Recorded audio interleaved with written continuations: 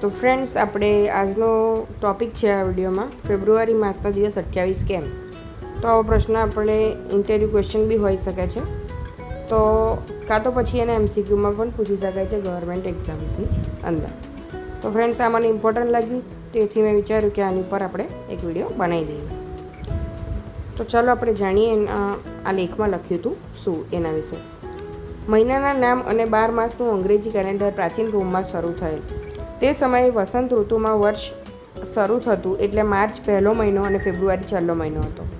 જુલાઈ અને ઓગસ્ટ માસના નામ રોમન સમ્રાટના નામ પરથી રખાયા.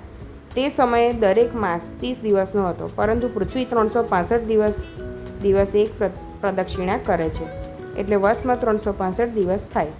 આ ગણતરી પૂરી કરવા કેટલાક માસમાં 31 દિવસ કરાયા.